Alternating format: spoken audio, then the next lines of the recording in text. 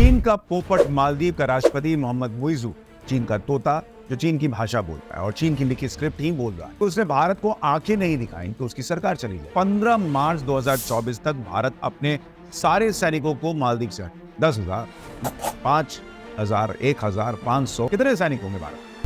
जिन सैनिकों से मुइज़ू को दिक्कत हो रही है वो सैनिक तो छोड़िए, कितने ही हथियार भारत मालदीव को देता रहा। भारत से ही मदद तुरंत मालदीव के पास पहुंच गई। वो पानी का संकट हुआ तो भारत ने पानी भेजा था भाई। मालदीव उन देशों में है जिसकी समुद्र में बड़ी हिस्सेदारी है, हम किसी के बैकयार्ड में नहीं है। एडम अजीम अब माले के नए मेयर बन गए।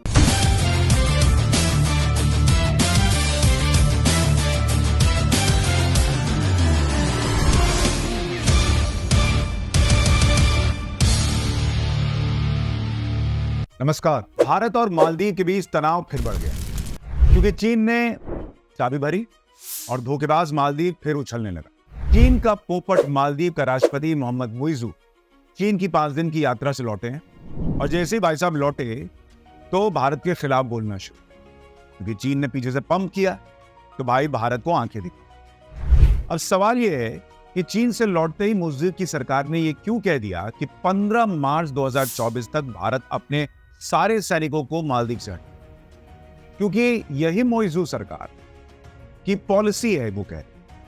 जबकि पिछले साल जब भारतीय मंत्री किरण रिजिजू मालदीव के राष्ट्रपति मुइज़ू तब बने ही बने तो उनसे मिलने गए थे तो भारतीय सैनिकों को हटाने पर बात हुई, लेकिन कोई डेडलाइन नहीं दी गई थी कि भाई हाँ इतने में कर लेना। लेकिन अचानक चीन से लौटते ही ऐसा क्या बदल गया भाई कि मुइज़ू की सरकार कहने लगी कि नहीं 15 तक कर दीजिए सारा काम।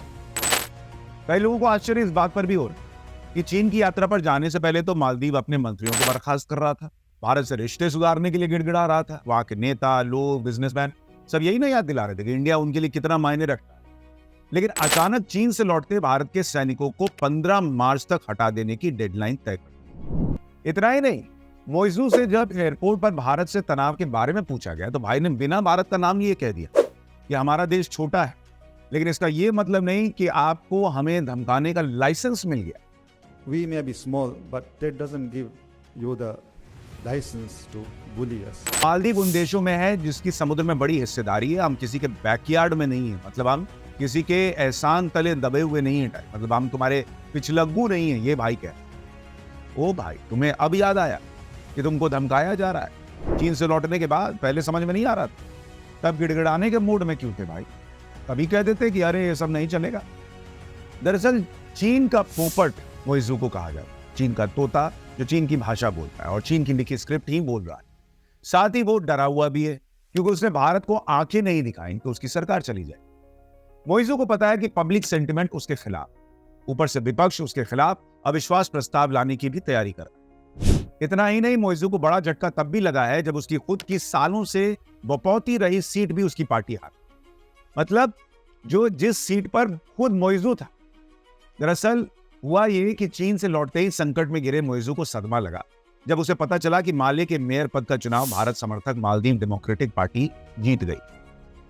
अब ये अपने आप में उसके लिए बहुत बड़ा झटका है, क्योंकि एडम अजीम अब माले के नए मेयर बन गए और वो भी मुइज़ू की पार्टी को करारी हार। लेकिन इसमें सबसे दिलचस्प एंगल ये है कि जो सीट मुइज़ू की पार्टी हारी है, दरअसल वो सीट पहले मुइज़ू के पास ही थी, यानी माले के मेयर मोहम्मद मुइज़ू हुआ करते थे। राष्ट्रपति चुनाव लड़ने के लिए मुइज़ू ने यह पद खाली किया, यानी मुइज़ू राष्ट्रपति तो बन गए, लेकिन भारत से विवाद के बाद मालदीव में हालात इतनी तेजी से बदले कुछ दिनों में कि पब्लिक सेंटिमेंट शिफ्ट हो और मुइज़ू जिस कुर्सी पर बैठते थे उस कुर्सी को भी अपनी पार्टी के लिए बचाकर नहीं रख पाए। ऐसे में मुइज़ू ने फिर वही पैंतरा चला है जिसके दम पर वो राष्ट्रपति बने। पब्लिक के मन में भारत का डर भरो, पब्लिक में राष्ट्रवाद की अलग जगा दो कि भारत हमें खत्म करना चाहता है, हमारे मामले में घुस रहा है, भारत से मैं अकेला हूं जो लड़ रहा हूं, ताकतवर मोदी से मैं लड़ रहा हूं। क्योंकि ये मुइज़ू का ट्राइड एंड टेस्टेड फॉर्मूला, जिसके झांसे में पब्लिक एक बार फंसकर उसको राष्ट्रपति बना चुकी। वरना भारत के सैनिकों को हटाने की डेडलाइन का कोई मतलब ही नहीं बनता। आपको सबसे बड़ा शौक तो तब लगेगा जब आपको यह पता चलेगा कि भारत के कितने सैनिक मालदीव। गेस करके देखिए कितने सैनिक होंगे भारत, जिसके लिए भाई इतना माहौल बना रखा है कि भारत मालदीव छोड़ो, भारत मालदीव छोड़ो। ऐसा लग रहा है अंग्रेजों भारत छोड़ो वाला माहौल चल रहा है। कितने सैनिक होंगे भारत? 10,000, 5,000, 1,500, कुछ नहीं, महज 88 सैनिक है भारत के जो इस वक्त मालदीव में। 88 सैनिक, और वो भी भारत ने जो हथियार मालदीव को दिए हैं उनकी ट्रेनिंग और मेंटेनेंस के लिए। लेकिन चूंकि मोइजू के पास चुनाव जीतने का कोई मुद्दा नहीं था, तो उसने हवा ऐसा खड़ा कर दिया जैसे भारत मालदीव की संप्रभुता के लिए खतरा बना। सीधी सादी पब्लिक भी झांसे में आ गई और मोइजू चुनाव जीत। लेकिन अब जब पब्लिक का मोह भंग हो रहा है, तो चीन से लौटते ही मोइजू ने फिर वही पुराना कार्ड खेल दिया। लेकिन सच ये है कि भारत के सैनिक कभी मालदीव के लिए खतरा रहे ही नहीं, ये मोइजू भी जानता। इनफैक्ट भारत ने तो हमेशा मालदीव की मदद की। जिन सैनिकों से मोइजू को दिक्कत हो रही है, वो सैनिक तो छोड़िए, कितने ही हथियार भारत मालदीव को देता रहा। 1992 में 4 बख्तर-1 लड़ाकू वाहन दिए भारत। 2006 में CGS हुरावी, जो कि एक गश्ती पोत होता है, वो भारत ने मालदीव को दिया, वरना मालदीव जो समुद्री ताकत आज अपने को बता रहा है, उसके पास गश्त करने के लिए ढंग के पोत तक नहीं। 2010 और 2013 में भारत ने ध्रुव हेलीकॉप्टर दिया मालदीव, जिसके मेंटेनेंस के लिए कई सैनिक अभी वहां पर। 2019 में CGS कामयाबू, जो कि एक इंटरसेप्टर बोट होती है, वो भी मालदीव को भारत ने दी। 2020 में डोनियर एयरक्राफ्ट दिया, 2022 में यूटिलिटी व्हीकल्स दिए, 2023 में समुद्री ambulance, landing craft, assault ship, fast patrol vessel आते हैं, वो सब मोदी सरकार की तरफ से गया। बॉस भाई, भारत से इतनी दिक्कत थी तो ये सब भी नहीं लेना था। लेकिन सच ये है कि मालदीव को और मालदीव की पब्लिक को भारत से कोई दिक्कत नहीं, बस एक झूठा नैरेटिव गढ़कर पब्लिक को बहकाया गया और चुनाव जीतने के लिए इंडिया आउट जैसे प्रोपेगेंडा का इस्तेमाल। लेकिन मालदीव के नेताओं में धोखेबाजी का ये जहर आज से नहीं। बहुत कम लोग जानते होंगे कि 1988 में मालदीव में श्रीलंका से आए आतंकी सत्ता पलट करना चाहते थे, और तब मालदीव के राष्ट्रपति ममून अब्दुल गयूम ने भारत को संदेश भेजा कि बॉस हमको बचा ली। मालदीव के कुछ लोग और श्रीलंका से आए करीब 100 आतंकियों ने राष्ट्रपति के महल पर कब्जा कर लिया, सत्ता अपने हाथ में लेने ही वाले थे। राष्ट्रपति गयूम ने मदद के लिए दिल्ली में फोन पर गनगनाया, और तब प्रधानमंत्री होते थे राजीव गांधी। उन्होंने तीनों सेनाओं को तुरंत काम पे लगाया कि बचाओ। नतीजा ये रहा कि तात्कालिक राष्ट्रपति गयूम की सरकार बच गई। इस ऑपरेशन का नाम ऑपरेशन कैक्टस दिया गया, और इसमें तीनों भारतीय सेनाओं ने हिस्सा लिया। इतना ही नहीं, ऑपरेशन कैक्टस के लिए जो ज्यादातर सैनिक गए थे मालदीव, उन्हें बाद में मालदीव ने वापस भेज दिया, और कुछ भारतीय सैनिक तात्कालिक राष्ट्रपति गयूम की रक्षा के लिए 1 साल तक मालदीव में टिके रहे। लेकिन जिस गयूम को भारत ने बचाया, वही गयूम बाद में चीन के कंधे पे जाकर बैठे। जब मालदीव का डेमोक्रेटिक मूवमेंट रफ्तार पकड़ने लगा, तो भाई चीन से सट गया। 21वीं सदी में चीन ने मालदीव के इंफ्रास्ट्रक्चर के निर्माण में अच्छी खासी भूमिका निभाई। भारत के साथ मालदीव के रिश्ते तो तब जाकर एक बार फिर थोड़े बेहतर होने शुरू हुए जब 2008 में मोहम्मद नशीद राष्ट्रपति बने। हालांकि मोहम्मद नशीद भी थोड़ा चीन की तरफ झुकाव दिखाने लगे थे, लेकिन बाद में भारत की चिंताओं को देखते हुए उनको समझ में आया कि भाई दोस्त असली तो भारत ही है, तो भारत फर्स्ट की पॉलिसी पर लो। 2012-13 में मोहम्मद वाहिद के राष्ट्रपति रहते मालदीव फिर चीन से जाकर सटने लगा। अब्दुल्ला यमीन के समय भी ज्यादातर चीन के कंधे पर ही बैठा रहा मालदीव। इब्राहिम मोहम्मद सोलेह के राष्ट्रपति बनने पर मालदीव चीन के कंधे से उतरा, लेकिन मोइजू के राष्ट्रपति बनते फिर चीन के कंधे पर जाकर बैठे। यानी मालदीव के नेताओं की भारत से धोखेबाजी कोई नई बात नहीं है।